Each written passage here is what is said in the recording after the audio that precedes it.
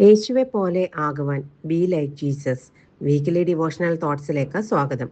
ഒരിക്കൽ ഉപേക്ഷിച്ചു പോയവരെ വീണ്ടും ചേർത്ത് പിടിക്കുവാൻ ആരും തയ്യാറാവില്ല. ഈ ജോലി വേണ്ട, ഈ വീട് വേണ്ട, ഈ കൂട്ടുകാർ വേണ്ട, ഈ ദേശം വേണ്ട എന്ന് പറഞ്ഞ് മാറി സ്വന്തം ഇഷ്ടപ്രകാരം പോകുന്നവർ പിന്നെ എത്ര ശ്രമിച്ചാലും പഴയ കൂട്ടത്തിലേക്ക് ചേരുക പ്രയാസമാണ്. എന്നാൽ അവിടം കൊണ്ട് അവരുടെ യാത്ര അവസാനിക്കുന്നില്ല.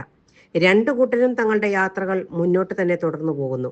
പിൽക്കാലത്ത് ഇവർ കണ്ടുമുട്ടുമ്പോൾ തമ്മിൽ സന്തോഷം പകരുന്ന രീതിയിൽ രണ്ടു കൂട്ടരും വളർന്നു എന്നറിയുമ്പോൾ അതിലും വലിയ സന്തോഷം നമുക്കൊക്കെ തോന്നും.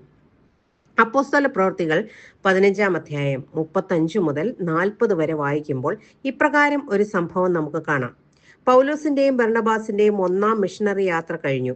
കുറേ നാളായപ്പോൾ പൗലോസിനൊരാഗ്രഹം, തങ്ങൾ പണ്ട് സുവിശേഷം പറഞ്ഞ സ്ഥലങ്ങൾ ഒന്നുകൂടെ സന്ദർശിക്കണം, അവരൊക്കെ എങ്ങനെ ഇരിക്കുന്നു എന്നറിയണം. കേട്ടയുടനെ ബർണബാസ് പറഞ്ഞു, മർക്കോസിനെയും നമുക്ക് കൂടെ കൂട്ടാം. പൗലോസിന് അതിന് സ്വീകാര്യമായില്ല. ഒന്നാം മിഷണറി യാത്രയിൽ തങ്ങളോട് കൂടെ കൂടിയ ഈ മർക്കോസ് പംഫുല്യയിലെത്തിയപ്പോൾ യാത്ര മതിയാക്കി തിരികെ പോയവനാണ്. ഇനിയും മർക്കോസിനെ കൂടെ കൂട്ടേണ്ടതില്ല. അവൻ ഇനിയും ഇങ്ങനെ തന്നെ ചെയ്യും. അവൻ ഇനി ഈ യാത്രയ്ക്ക് യോഗ്യനല്ല. മർക്കോസിനെ കൂടെ കൂട്ടുന്ന വിഷയത്തിൽ ബർണബാസും പൗലോസും തമ്മിൽ ഉഗ്രവാദമുണ്ടായി എന്ന് ബൈബിൾ പറയുന്നു. രണ്ടു പേർക്കും കാരണങ്ങൾ ഉണ്ടായിരുന്നു. പൗലോസ് പറഞ്ഞത് 100% ശരിയായിരുന്നു. ഒരു യാത്രയിൽ പാതി വഴിയിൽ തിരികെ പോയവനെ ഇനി കൂട്ടണോ?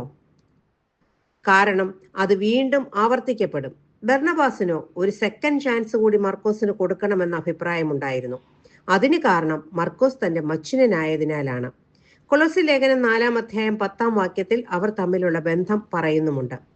ആരാണ് ഈ ജോൺ മാർക്ക് അല്ലെങ്കിൽ മർക്കോസ് എന്ന യോഹന്നാൻ? യെരുശലേമിൽ ഒരു സമ്പന്ന കുടുംബത്തിൽ പിറന്നവനാണ്. അമ്മ മറിയ. മർക്കോസിന്റെ മാളിക നമുക്ക് പരിചയമുണ്ടല്ലോ. യേശുവും ശിഷ്യന്മാരും അന്ത്യത്താഴം കഴിച്ചത് ആ മാളികയിലായിരുന്നു. 120 പേർ പരിശുദ്ധാത്മാവിനായി കാത്തിരുന്നതും പ്രാപിച്ചതുമൊക്കെ ഈ മർക്കോസിന്റെ മാളികയിലായിരുന്നു. പ്രായത്തിൽ കുറഞ്ഞവൻ, എന്നാൽ ദൈവിക കാര്യങ്ങളിൽ അമ്മയോടൊപ്പം എരിവോടെ നിൽക്കുന്നവൻ. വളർന്ന സാഹചര്യങ്ങൾക്ക് വിപരീതമായ സാഹചര്യങ്ങളെയാണ് മിഷണറി യാത്രയിൽ താൻ അഭിമുഖീകരിക്കേണ്ടതായി വന്നത്. ഹോം സിക്നെസ് അല്ലെങ്കിൽ കാര്യമായ എന്തോ അസുഖം, അതുമല്ലെങ്കിൽ പൗലോസിന്റെ കർക്കശമായ നിയന്ത്രണമോ ലീഡർഷിപ്പോ ആകാം. അതുമല്ലെങ്കിൽ ഒരു യഹൂദനായ തനിക്ക് ജാതികളുടെ അടുക്കൽ പോകാനും അവരോടൊപ്പം ഭക്ഷണം കഴിപ്പാനും അവരോടൊപ്പം കഴിയാനുമുള്ള താല്പര്യക്കുറവുമാകാം. ഇവയിൽ എന്തെങ്കിലും കാരണമാകാം മർക്കോസ് മടങ്ങിപ്പോയത്. ബൈബിൾ അതിനെപ്പറ്റി വ്യക്തമായി പറയുന്നില്ല. ശക്തനായ പൗലോസിനോടൊപ്പം യാത്ര ചെയ്യണോ? ബലഹീനനായ മർക്കോസിനെ കൂടെ കൂട്ടണോ? ബർണബാസിന് തൻ്റെ സഹോദരപുത്രനെ വിട്ടുപിരിയാൻ മനസ്സായില്ല. തീരുമാനമെടുക്കേണ്ടത് ബർണബാസ് തന്നെയാണ്. മർക്കോസിനെ കൂടെ കൂട്ടി കുപ്രോസ് ദ്വീപിലേക്ക് താൻ പോയി. പൗലോസ് ആകട്ടെ ബർണബാസിന് പകരം ഷീലാസിനെ തിരഞ്ഞെടുത്ത് യാത്ര തുടർന്നു. ഇപ്പോൾ മർക്കോസിനെ പറ്റി നാം എന്താണ് ചിന്തിക്കുന്നത്? പാതി വഴി യാത്ര ഉപേക്ഷിച്ചവൻ, ശക്തരായ 2 ശുശ്രൂഷക്കാരെ പിരിയാൻ കാരണക്കാരനായവൻ, ബർണബാസിന്റെ ആത്മീയ വളർച്ചയെ തടസ്സപ്പെടുത്തിയവൻ. നമ്മെ പോലെ പലരും ഇങ്ങനെ തന്നെ അന്നും ചിന്തിച്ചിരിക്കാം. ഇന്നും ഇതുപോലെയുള്ള മർക്കോസുമാർ നമുക്കിടയിലുണ്ട്. ഒരുപക്ഷെ നമ്മൾ തന്നെ ആകാം. സുവിശേഷ വേലയെ ശരിയായി ശോഭിക്കാൻ കഴിയാതെ പാതി വഴിയെ തിരികെ പോന്നവർ. ശാരീരിക മാനസിക ബുദ്ധിമുട്ടുകൾ കാരണമാകാം. സമൂഹത്തിന്റെ അവഗണനയും കുറ്റപ്പെടുത്തലും കാരണം പിന്നീട് ഒന്നും ചെയ്യാനാകാതെ ഭവനത്തിൽ തന്നെ ഇരുന്നു പോയവർ. ഇവരെ പുറത്തെടുക്കാൻ ബർണബാസിനെ പോലെ ആരും ഇന്നില്ല. ശക്തന്മാരായവരുടെ കൂടെ കൂടാൻ എന്നും ആളുകളുണ്ട്. വീണുപോയവരെ എഴുന്നേൽപ്പിക്കാനോ ആശ്വസിപ്പിക്കാനോ പ്രോത്സാഹനം നൽകാനോ ആരുമില്ല. ഒരുപക്ഷെ ബർണബാസ് മർക്കോസിനെ അന്ന് ഉപേക്ഷിച്ചിരുന്നുവെങ്കിൽ മർക്കോസിന്റെ വേല അന്ന് അവിടെ തീർന്നേനെ. എന്നാൽ ബർണബാസ് കൂടെ കൂട്ടിയത് കാരണം മർക്കോസ് സുവിശേഷ വേലയിൽ ശക്തനായി മാറി. പത്രോസ് അപ്പോസ്തലന്റെ കൂടെ കൂടുകയും ചെയ്തു. പത്രോസിൽ നിന്ന് കണ്ടും കേട്ടും പഠിച്ചത് ഒരു സുവിശേഷമായി താൻ എഴുതി. അതാണ് മർക്കോസിന്റെ സുവിശേഷം. പ്രയോജനമില്ലാത്തവൻ പ്രയോജനമുള്ളവനായി മാറി. എന്നാൽ മറ്റൊന്നുകൂടി നാം അറിയണം. ഒരുവനെ വേണ്ട എന്ന് പറഞ്ഞതിന് പൗലോസിന് തൻ്റെതായ ന്യായങ്ങൾ ഉണ്ടായിരുന്നു. എന്നാൽ പിൽക്കാലത്ത് മർക്കോസിനെ പൗലോസും അംഗീകരിക്കുന്നതായി നമുക്ക് കാണാം. 2 തിമോത്തിയോസിന്റെ ലേഖനം 4-ാം അധ്യായം 10-ാം വാക്യത്തിൽ തൻ്റെ അന്ത്യകാലഘട്ടങ്ങളിൽ മർക്കോസിനെ കൂട്ടിക്കൊണ്ടുവരുവാൻ പ്രിയ ശിഷ്യനായ തിമോത്തിയോസിനോട് പൗലോസ് പറയുന്നുണ്ട്.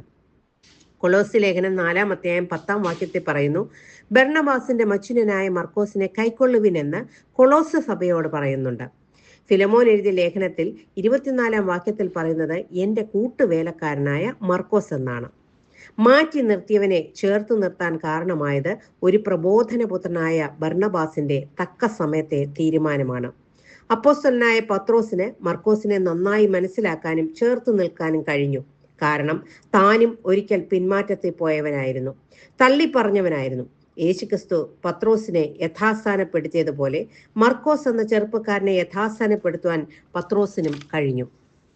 തന്റെ മകൻ എന്ന് വിളിക്കത്തക്കവണ്ണമുള്ള ഒരു വലിയ ആത്മീയ ബന്ധം അവർ തമ്മിലുണ്ടായി. പത്രോസിനെയും പൗലോസിനെയും ബർണ്ണബാസിനെയും മർക്കോസിനെയും ഒക്കെ ദൈവം തന്റെ വേലയ്ക്കായി ഉപയോഗിച്ചു. ഓരോരുത്തർക്കും വേല പൂർത്തിയാക്കാൻ അവസരം ലഭിച്ചു. ഇതുപോലെ തിരികെ പോയവരാണ് 2 ശിഷ്യന്മാർ എമ്മാവൂസിലേക്ക്. എല്ലാം തകർന്നു എന്ന് പറഞ്ഞ് നിരാശരായവർ. യേശു അവരുടെ കൂടെ നടന്നു, അവരെ വചനത്താൽ ഉറപ്പിച്ച് തിരികെ കൊണ്ടുവന്നു. ഒരു മർക്കോസിനെ തിരികെ കൊണ്ടുവരാൻ ഒരു ബർണ്ണബാസിനെ ദൈവം ഉപയോഗിച്ചു. എമ്മാവൂസിലേക്ക് പോയ ശിഷ്യന്മാരെയും പത്രോസിനെയും യഥാസ്ഥാനപ്പെടുത്താൻ യേശുക്രിസ്തു തന്നെ ഉണ്ടായിരുന്നു. ഇന്നും ഇതുപോലെ വീണുപോയവരെ, പിന്മാറിപ്പോയവരെ, നിരാശപ്പെട്ടു പോയവരെ തിരികെ കൊണ്ടുവരുവാൻ നമുക്ക് ഓരോരുത്തർക്കും കഴിയട്ടെ. ദൈവത്തിന്റെ പരിശുദ്ധാത്മാവ് അതിനായി നമ്മെ സഹായിക്കട്ടെ എന്ന പ്രാർത്ഥനയോടെ ഈ ധ്യാനചിന്ത ഇവിടെ അവസാനിപ്പിക്കുന്നു. God bless you all.